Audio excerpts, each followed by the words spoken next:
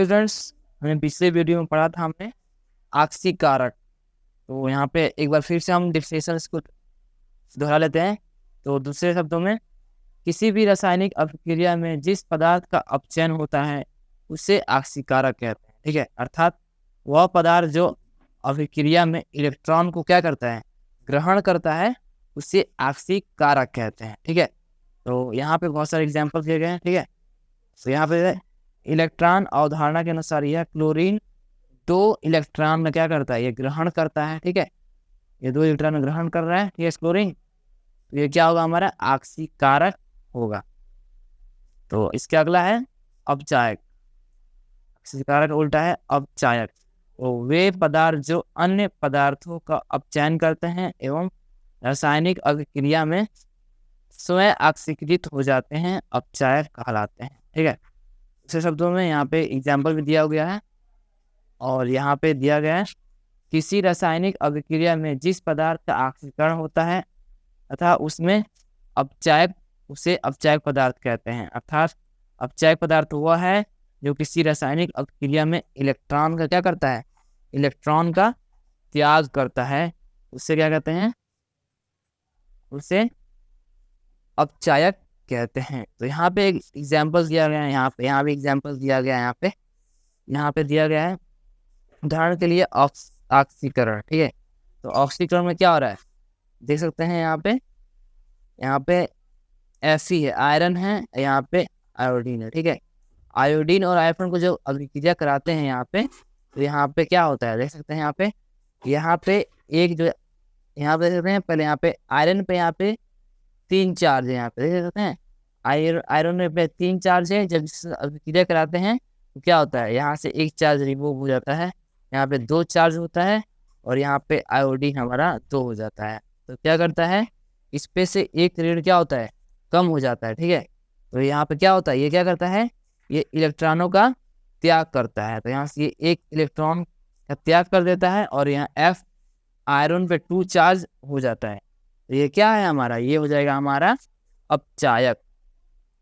ये कौन सी अभिक्रिया, हमारा अपचायक। यहाँ भी देख सकते हैं आप, जब यहाँ पे मर्क्यूरी क्लोराइड HgCl2, ठीक है, मर्क्यूरी क्लोराइड को जब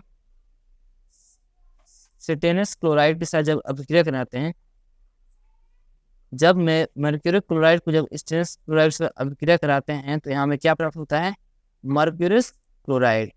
यहाँ पे मर्क्यूरस क्लोराइड और यहाँ पे सेलेटिक क्लोराइड यहाँ पे हमें प्राप्त होता है। तो यहाँ पे सिंपली हमें क्या देखने को मिलता है, यहाँ पे हम देखते हैं यहाँ पे जो क्लोरीन होता है, ठीक है, उसका चार्ज कम हो जाता है और इधर जाके क्लोरीन इस तरफ उत्पाद में यहाँ पे क्लोरीन पे जाके यहाँ पे देख सकते हैं, यहाँ पे चार्ज इसका बढ़ जाता है। तो यहाँ से अपने क्या करता है, यहाँ से क्लोरीन को क्या करता है, ये त्याग कर देता है। ठीक है, तो यहाँ पे जाके उत्पाद बना लेता है।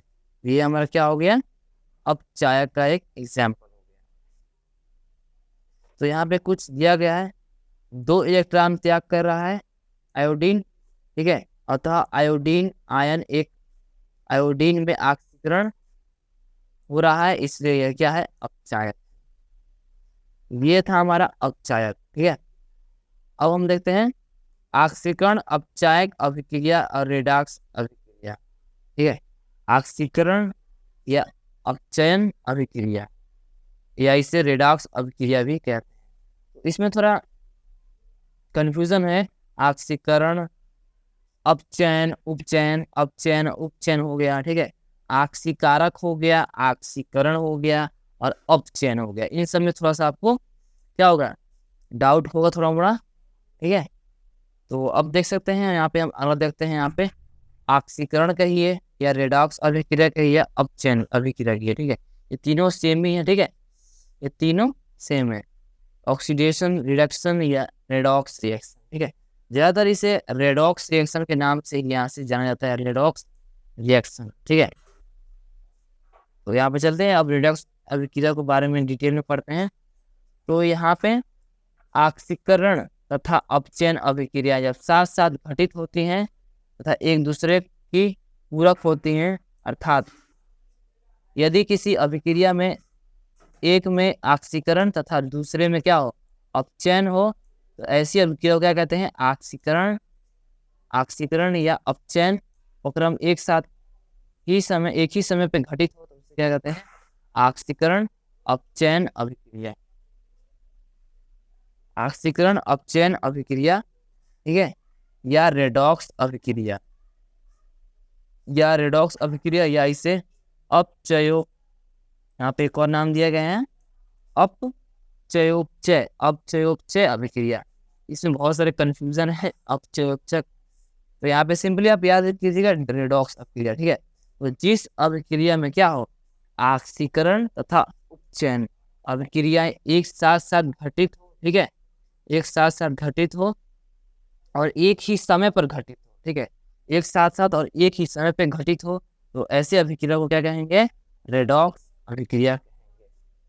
तो इलेक्ट्रॉन सिद्धांत के अनुसार वह रासायनिक अभिक्रिया जिसमें एक पदार्थ में इलेक्ट्रॉन का ह्रास तथा दूसरे पदार्थ में इलेक्ट्रॉन का ग्रहण हो, साथ साथ हो, उससे रेडॉक्स अभिक्रिया कहेंगे। तो ये भी जो डिफिनेशन है ये भी सुटेबल है, ये भी सही है। तो ऐसी रासायनिक अभिक्रिया जिसमें एक पदार्थ में इलेक्ट्रॉन का त्याग तथा दूसरे पदार्थ में इलेक्ट्रॉन का ग्रहण हो, ऐसे अभिक्रिया को रेडॉक्स अभिक्रिया कहेंगे। तो यहाँ पे दिया गया रेडॉक्स अभिक्रिया में इलेक्ट्रॉनों की संख्या परिवर्तित होती रहती है, हो जाती है, ठीक है। रेडॉक्स अभिक्रिया में इलेक्ट्रॉनों की संख्या क्या होती है? परिवर्तित हो जाती है। तो यहाँ पे आप देख सकते हैं, यहाँ पे उदाहरण में दिया गया है डेनियल सेल। डेनियल सेल में होने वाली अभिक्रियाएं निम्न है, ठीक है। तो ये रेडॉक्स परिवर्तन का एक एग्जाम्पल है, ठीक है। तो यहाँ पे दिया गया जिंक और यहाँ पे दिया है कॉपर सल्फेट। जिंक और कॉपर सल्फेट में जब अभिक्रिया कराते हैं तो क्या होता है? यहाँ पे देखिए, यहाँ पे जो जिंक है वो सल्फेट के साथ ऐड हो जा रहा है और हमारा जो कॉपर है वो बाहर रिमूव हो जा रहा है। तो यहाँ पे क्या हो रहा है? यहाँ पे एक तरफ से ऑक्सीजन का ग्रहण भी हो रहा है, ऑक्सीजन का ह्रास भी हो रहा है, ठीक है। तो ये दोनों जब अभिक्रियाएं एक साथ हो रही हैं तो इससे हम क्या कहेंगे? इसे कहेंगे हम रेडॉक्स अभिक्रिया, ठीक है। तो यहाँ पे एक और एग्जाम्पल के साथ समझते हैं, यहाँ पर ऊपर वाला यहाँ एग्जाम्पल समझते हैं। यहाँ पे दिया गया है डेनियल सेल में क्या होता है? जिंक का ऑक्सीकरण होता है और कॉपर का अपचयन हो रहा है, अतः यह एक क्या होता है? रेडॉक्स अभिक्रिया। यहाँ पे दूसरा एग्जाम्पल है, देख सकते हैं यहाँ पर दूसरा मर्क्यूरी क्लोराइड, ठीक है। मर्क्यूरी क्लोराइड को जब यहाँ पे हमारा एक मिस हो गया, ठीक है। मर्क्यूरी क्लोराइड को और स्टेनिक क्लोराइड में जो अभिक्रिया कराते हैं, ठीक है, मर्क्यूरी क्लोराइड और स्टेनिक क्लोराइड में जो अभिक्रिया कराते हैं तो यहाँ पे हमारा कुछ चेंजेस होते हैं, ठीक है।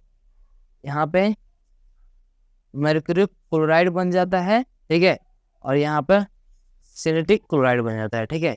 यहाँ पे गेन हो जाता है, तो ये क्या हो जाएगा? हमारा रेडॉक्स अभिक्रिया। ये एग्जाम्पल बढ़िया है, कॉपर और जिंक प्लस कॉपर सल्फेट का एग्जाम्पल, ठीक है।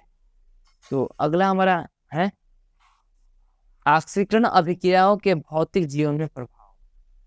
अब जो ये हमारा ऑक्सीजन का गेन लॉस हो रहा है, ठीक है, जब दोनों अभिक्रियाएं जब एक साथ हो रही हैं, उपचयन और अपचयन जब एक साथ हो रही हैं, उसे रेडॉक्स अभिक्रिया कह रहे हैं, ठीक है। अपचयन हो गया, ऑक्सीकारक हो गया, ठीक है। तो ये इनका दैनिक जीवन में हम कहाँ प्रभाव देखते हैं, ठीक है। तो चलिए अब इसके बारे में हम पढ़ते हैं, ठीक है। Effect of oxidation reaction in everyday in life, ठीक है, एवरीडे लाइफ। ऑक्सीकरण अभिक्रियाओं द्वारा दैनिक जीवन पर निम्नलिखित प्रभाव पड़ते हैं, ठीक है। निम्नलिखित प्रभाव पड़ते हैं तो कौन कौन से हैं? तो यहाँ पे पहला दिया गया है संक्षारण। तो वह अभिक्रिया जिसमें धातु वायु की ऑक्सीजन या नमी या अन्य किसी रसायनों से धीमी अभिक्रिया द्वारा धीरे धीरे नष्ट हो जाता है, उसे हम संक्षारण कहते हैं। ये भी बहुत अच्छा टॉपिक है, ये आपको दैनिक जीवन में देखने को मिलता है और ये पेपरों में पूछा भी जाता है 2 नंबर में। अति लघु उत्तरीय प्रश्न पूछा जाता है कि संक्षारण क्या है, इसे एग्जाम्पल द्वारा समझाइए, ठीक है। तो ये क्या होता है? तो वह अभिक्रिया जिसमें कोई धातु, ठीक है, वह अभिक्रिया जिसमें कोई धातु ऑक्सीजन, नमी या अन्य किसी रासायनिक तत्व या कोई अम्ल के संपर्क में आने पर क्या होता है, धीरे धीरे वो क्या होता है, वो धातु क्या होता है, नष्ट हो जाता है। तो इस अभिक्रिया को क्या कहते हैं हम, संक्षारण कहते हैं।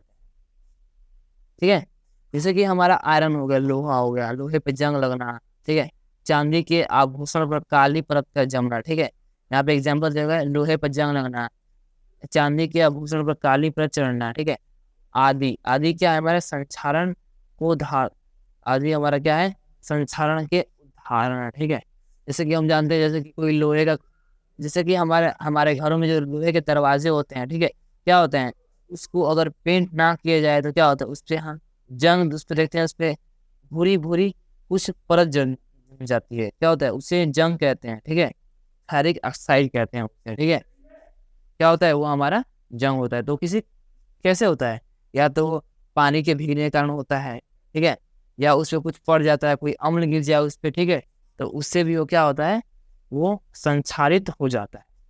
तो ये है हमारा संक्षारण, इसे क्या कहते हैं, संक्षारित। जैसे कि आप एग्जाम्पल, लोहे पे जंग लगना, चांदी के आभूषणों पर काला परत चढ़ना आदि क्या है हमारे संक्षारण। अब क्या है, अब एक और हमारे पास प्रश्न बताया कि संक्षारण से धातु कैसे बचाए। ठीक है, तो संक्षारण से धातु बचाने के लिए हम लोग जानते हैं, अपने अपने दरवाजों, अपने अपने जंगलों, ठीक है, इस लोहे की चीज को क्या करते हैं, पेंट करते हैं। ठीक है, कि वो जल्दी खराब ना हो, वो क्या, वो झरे ना, जर्जरा ना हो, इसलिए वो क्या करते हैं, इसीलिए हम धातु पर पेंट करते हैं। इसके लिए संक्षारण से बचाने के लिए। तो यहाँ पे दिया गया है, संक्षारण को धातुओं पर पेंट करके, ठीक है, मिश्रित धातु बनाकर या अन्य धातु की परत चढ़ाकर रोका जा सकता है। ठीक है, तो यहाँ पे एक और, मिश्र धातु बनाकर, ठीक है, अगर हम बहुत सारे धातु को एक साथ मिला देंगे, इससे क्या कहेंगे, इससे हम कहेंगे मिश्र धातु। तो उससे कहेंगे हम मिश्र धातु। जब बहुत सारे धातु को मिलाकर एक साथ जब बनाते हैं, तो उस धातु को हम कहेंगे मिश्र धातु। ठीक है, और जैसे कुछ पदार्थ होते हैं जिसपे देते हैं, जैसे कि चांदी, जो चांदी का कुछ हमारे आभूषण होते हैं, गहने होते हैं, उन पे क्या होती है, उस पे, या पीतल होती है, उन पे सोने की परत चढ़ाई जाती है। ठीक है, तो क्या वो भी संक्षारण होने से ही बचाने के लिए उस परत चढ़ाई जाती है। तो क्या वो एक धातु का एक प्रकार से परत चढ़ाया जाता है ना, तो यही हो गया हमारा संक्षारण। तो वो संक्षारण से बचाने के लिए उस पे धातु की परत चढ़ जाती है, या उससे पेंट किया जाता है, या उस धातु में कई धातु को मिश्र करके, उसको मिश्रित करके तब उससे एक नया धातु बनाया जाता है, जिसे कहते हैं हम मिश्र धातु।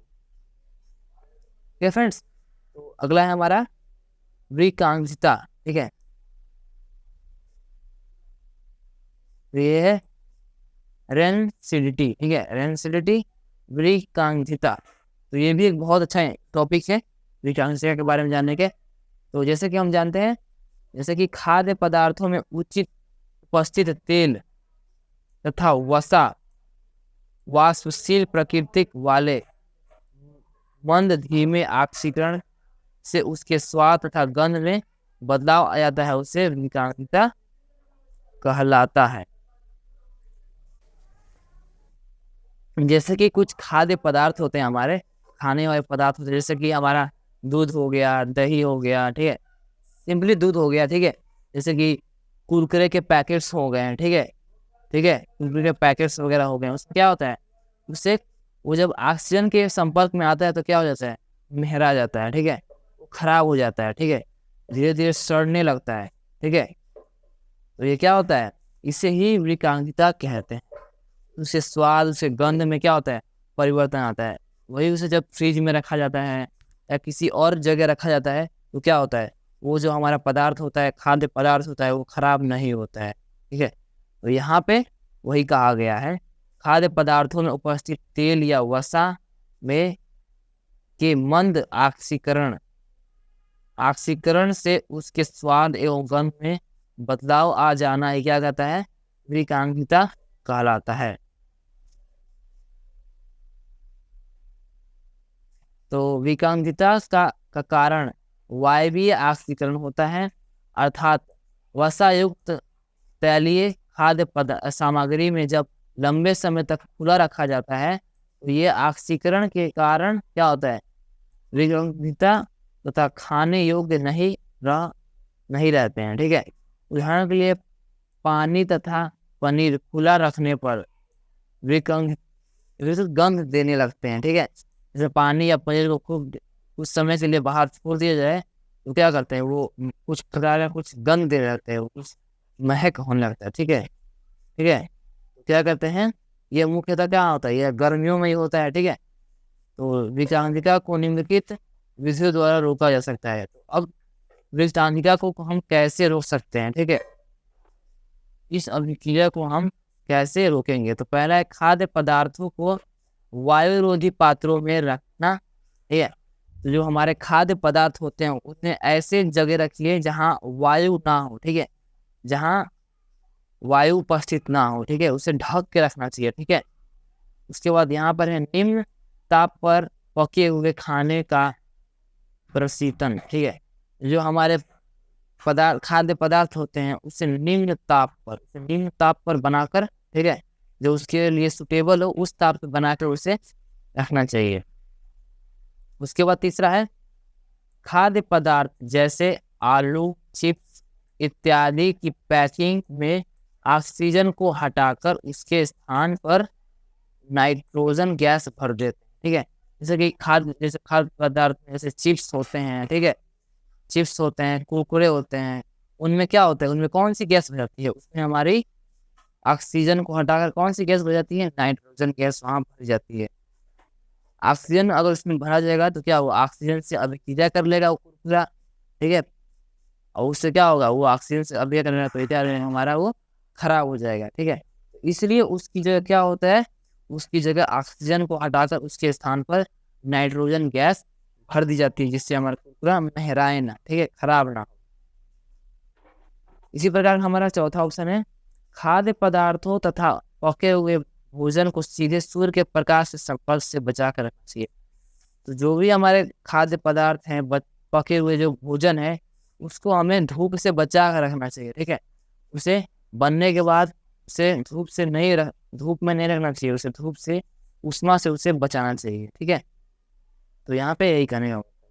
और यहाँ पे है प्रति ऑक्सीकारक, उसे ऐसी जगह पर रखिए जहाँ पे ऑक्सीकारक ना हो। ठीक है, और जैसा कि यहाँ पे BHA ब्यूटिलाइकृत हाइड्रॉक्सी एनिसाल तथा BHT ब्यूटिलाइकृत हाइड्रॉक्सील्यूट्राइन। तो ये कुछ एग्जाम्पल है खाद्य पदार्थ के। ठीक है, जिन्हें हम क्या करते हैं, वो यूज करके हम क्या करते हैं, अपने खाद्य पदार्थ को विषांतता होने से बचा सकते हैं। सो स्टूडेंट्स, ये था हमारा चैप्टर नंबर 1 एनसीईआरटी का चैप्टर नंबर 1 रासायनिक अभिक्रिया एवं समीकरण। तो उम्मीद है आपको ये चैप्टर बढ़िया समझ में आया होगा। अब आप मुझे ये कमेंट बताइए कि आप केमिस्ट्री का जो इसका दूसरा चैप्टर वो पढ़ने चाहते हैं या फिजिक्स का पहला चैप्टर पढ़ना चाहते हैं, या बायो का आप पहला चैप्टर पढ़ना चाहते हैं। तो प्लीज़ कमेंट कीजिएगा, और आपको वीडियो अच्छा लगे, इन्फॉर्मेटिव लगे, please like, subscribe and share. और हाँ, मैं इस PDF का लिंक आपको डिस्क्रिप्शन में लिंक सेंड कर दूंगा, वहाँ से सिंपली आप जाके उस लिंक पर क्लिक करके आप इस PDF को डायरेक्टली डाउनलोड कर सकते हैं, और इससे आप इसका नोट्स बनाकर सिंपली उसे लर्न कर सकते हैं और इसे समझ सकते हैं। सो गाइज, अगर वीडियो समझ में ना आए तो इसे रिपीट देखिएगा। So guys, thank you for watching this video. Please like, subscribe and share. Good luck students. Bye.